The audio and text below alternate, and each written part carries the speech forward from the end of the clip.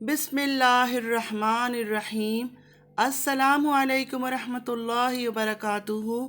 روزانہ پیغمبروں کے قصے، کہانیاں، واقعات سننے کے لیے میرے اس چینل کو لائک، سبسکرائب اور شیئر کیجیے۔ نماز پڑھا کیجیے گا، نماز ہم پر فرض ہے۔ اللہ پاک ہم سب کو نیک ہدایت دے، شیطان کے شر سے ہماری اولادوں کو بچائے، انہیں گمراہی سے بچائے، ہم سب کو صحیح راہ میں چلنے کی توفیق عطا کریں، آمین یا رب العالمین۔ آج ہم سنانے والے ہیں ہاروت اور ماروت کا قصہ۔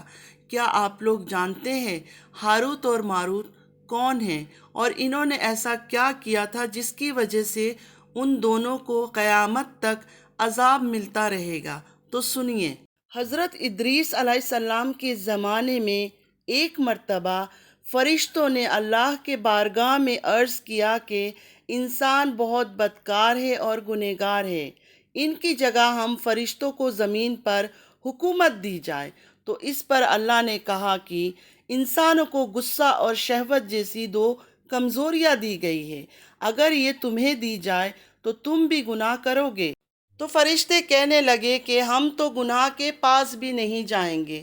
پھر اللہ کا حکم ہوا کہ تم میں سے جو دو فرشتے سب سے زیادہ نیک اور پرہیزگار ہیں ان کو لاؤ۔ فرشتوں نے ہاروت اور ماروت نام کے دو فرشتوں کو چنا اور پھر ان کے اندر بھی انسانوں کی طرح غصہ اور شہوت ڈال دیا اور ان کو زمین پر شہر بابل میں اتار دیا گیا، اور یہ دونوں فرشتے بابل میں رہنے لگے۔ دن بھر یہ دونوں زمین پر رہتے تھے اور رات میں اسم اعظم پڑھ کر آسمان میں چلے جاتے تھے۔ اور کچھ دنوں کے بعد لوگ ہاروت اور ماروت کے پاس جادو سیکھنے کے لیے آنے لگے۔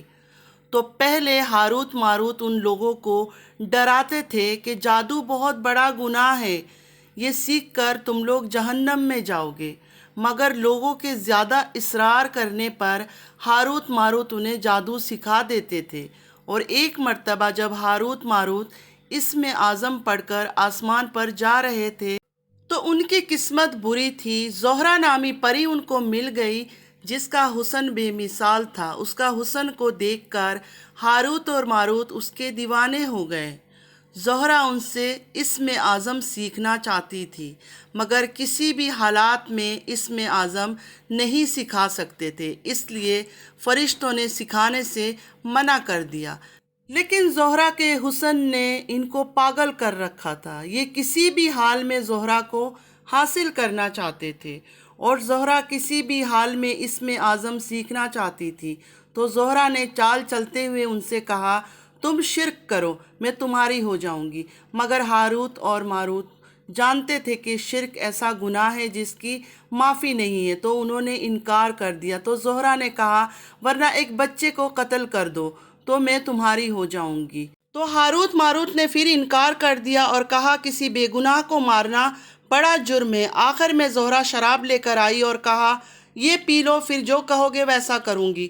تو ہاروت ماروت نے سوچا کہ شراب پینا تو بڑا گناہ نہیں ہے، اور پی گئے۔ پیتے ہی اپنا ہوش کھو بیٹھے، اور زہرہ نے بدکاری کے بدلے ان سے اپنی بت کو سجدہ بھی کروایا اور ایک بچے کو قتل بھی کروایا، اور زہرہ ان سے اسم اعظم سیکھ کر آسمان پر جانے لگی تو وہ ایک تارا میں بدل گئی۔ اور ادھر جب ہاروت اور ماروت ہوش میں آئے تو اللہ نے ان کے گناہوں کے بدلے دنیا کی سزا اور آخرت کی عذاب میں سے کسی ایک سزا کو چننے کا حکم دیا۔ تو ہاروت اور ماروت نے دنیا کی سزا کو چنا۔ پھر ہاروت اور ماروت کو زنجیروں میں جکڑ کر بابل کی کنویں میں الٹا لٹکا دیا گیا، اور کنویں میں آگ بھڑکا دی گئی، اور فرشتوں کو کوڑا مارنے کا حکم دیا گیا، اور یہ سزا ان کو قیامت تک ملتی رہے گی۔ اور باقی فرشتے اللہ کی بارگاہ میں سجدہ ریز ہو کر کہنے لگے، یا رب ہمیں معاف کر دے، تیرے ہر فیصلے میں کوئی نہ کوئی حکمت ہے، تو یا اللہ ہمیں بھی معاف کر دے، ہمارے گناہوں کو معاف کر دے، آمین ضرور بولیے گا۔ ایسے ہی اسلامک قصے، کہانیاں، واقعات جو کہ ریئل ہے، اس چینل پر آپ لوگوں کو سننے کو ملے گا۔ تو چینل کو لائک، سبسکرائب اور شیئر ضرور کیجیے۔